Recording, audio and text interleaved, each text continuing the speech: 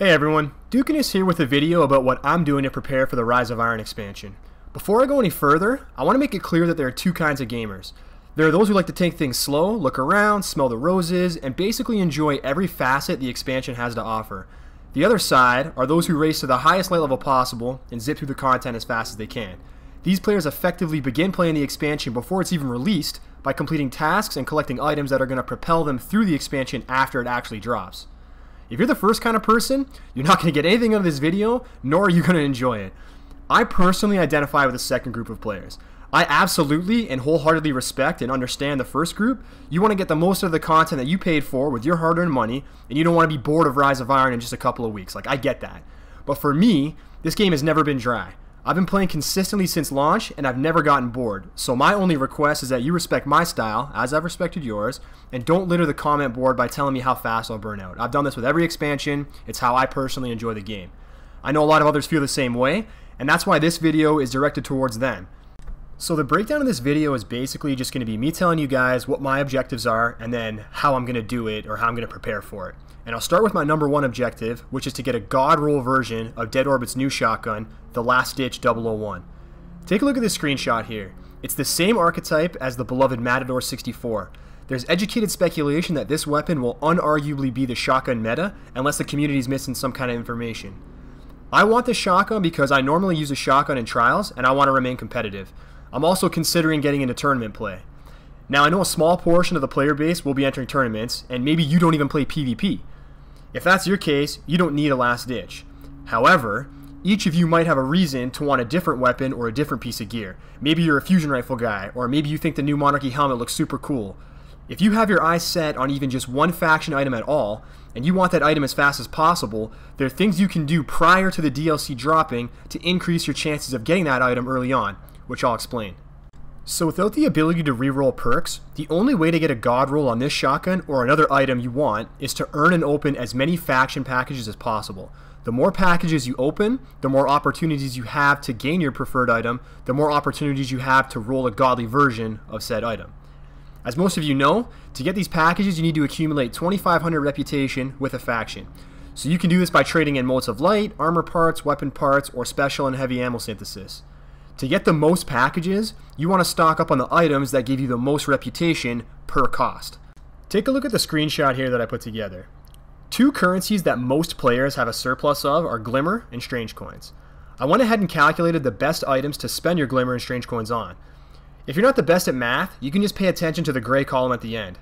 To get one reputation, so that means one of the 2,500 it takes to level a faction, it would cost you 25 Glimmer buying weapon parts, 40 Glimmer buying special ammo synthesis, or 38 Glimmer buying heavy ammo synthesis. Therefore, any excess Glimmer you accumulate should be spent on stacking weapon parts to optimize how many packages you can open on September 20th.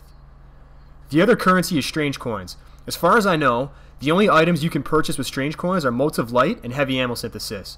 Based on my calculations, it would cost you 10 Strange Coins to earn 100 rep through the motes of light method, but only 1.33 Strange Coins for the same 100 reputation via heavy ammo synthesis. Therefore, when you have spare Strange Coins, burn them on heavy ammo synthesis to optimize your reputation gains.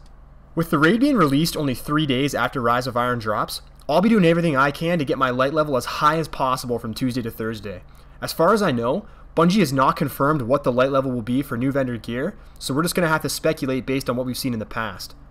I remember in previous expansions that you could immediately purchase higher level gear from vendors using Vanguard, Crucible, or Legendary marks depending on the era.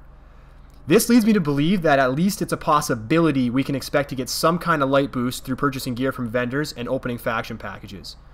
We already talked about maximizing vendor packages, so let's talk a little bit about how you can hoard as many legendary marks as possible before the expansion drops.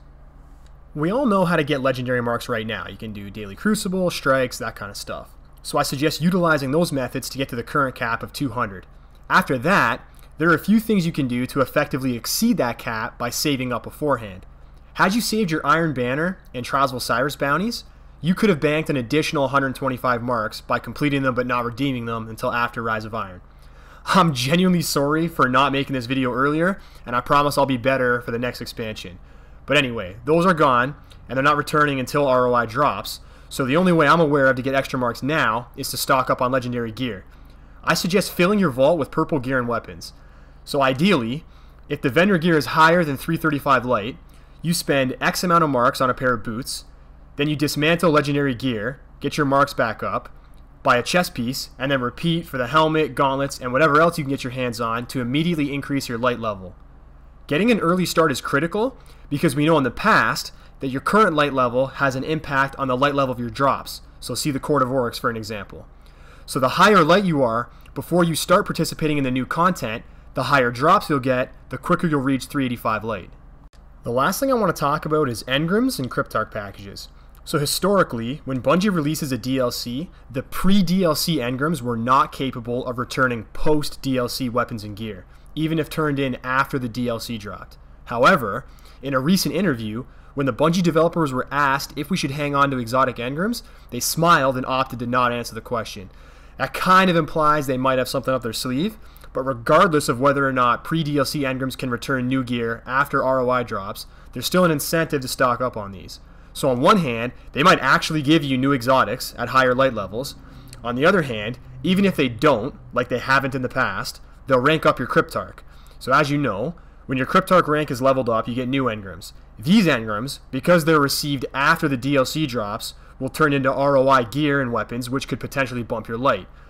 Alternatively, they might have new perks or old perks that you were looking for on a specific piece of gear, in which case you can save them and infuse them up to a higher light level later on.